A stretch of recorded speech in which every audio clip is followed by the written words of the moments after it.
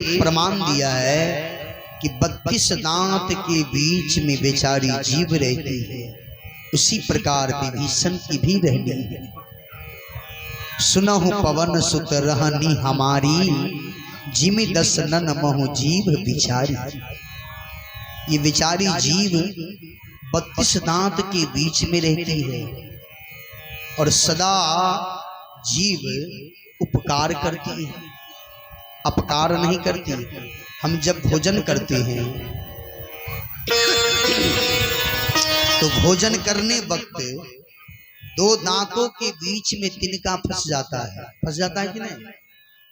तो जीभ बार बार वहीं जाती है, कहां? जहां तिनका फंसी है। आप विचार कीजिए, इसमें जीव की कोई परेशानी है? ये तो दांत की परेशानी है। दांत समझे कि दांत को गड़ा है, लेकिन जीव है सो संत है और दांत है सो निश्चल राक्षस असंत। इतना उपकार करती है, फिर भी कब न जाने दांत जीव पर वार कर दे। जब जीव पर दांत वार करती है तो कभी कभी जोर से दांत कटा जाता है जीव पर, तो कई दिन खाना भी अच्छा नहीं लगता है, भोजन भी करने में दिक्कत होता है। तो ये दांत का स्वभाव है, जीव का स्वभाव है। तो विभीषण जी का स्वभाव है, जीव रूपी संत विभीषण का स्वभाव है। 2 भक्तों का मिलन हुआ, कहते हैं 4 मिले 64 खिले, 20 रहे कर जोरी, हरिजन से हरिजन मिले तो पुल के 7 करोड़। तो साहब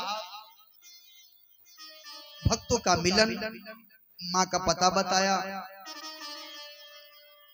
पुनः हनुमान जी ने माँ का दर्शन किया, विचार किया कि माँ से किस प्रकार मिलूं, किस भाषा में बात करूं।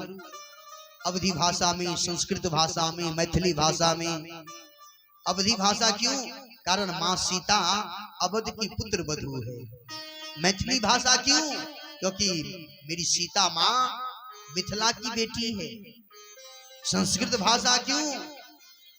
क्योंकि ये लंका की दरमियान के बीच रह रही है।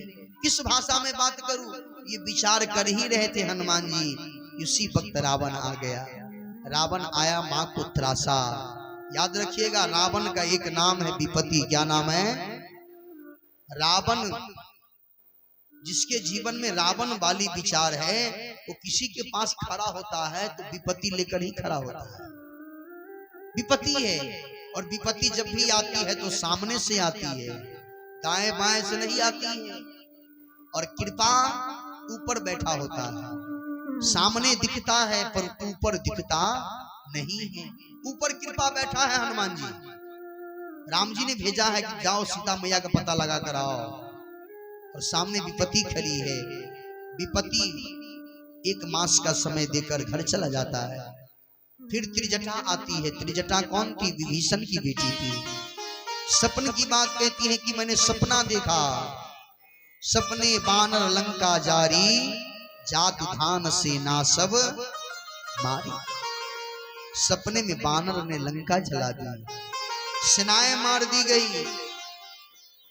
रावण नंगा है, गधे पर सवार, सिर मुंडा है, 20 भुजाएं कटी है, दक्षिण दिशा यमपुरी की ओर जा रहा है।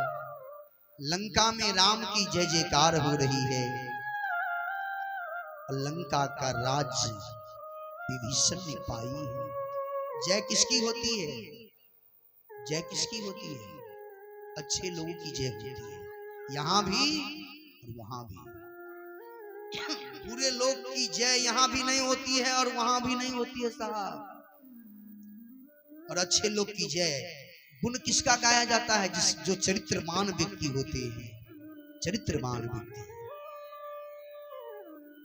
जिसका चरित्र ठीक है, उसकी गाथाएं ग्रंथों में लिखी जाती है और उसकी गाथाएं गाई जाती है।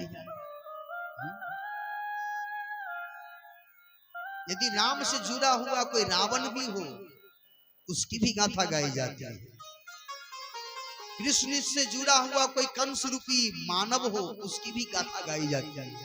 कृष्ण की कथा आएगी तो उसमें कंस की कथा भी आएगी, राम की कथा आएगी तो रावण की भी कथा उसमें आएगी। हाँ, अवश्य आएगी। लेकिन जय राम की हुई, पराजय रावण की। जय भगवान श्री कृष्ण की, पराजय कंस की। जय होती है सदा, धर्म की जय होती है, और राम जी स्वयं धर्म स्वरूपा है। अच्छा बच्चा की करवे। त्रिजटा क्या कहती है कि मैंने स्वप्न देखा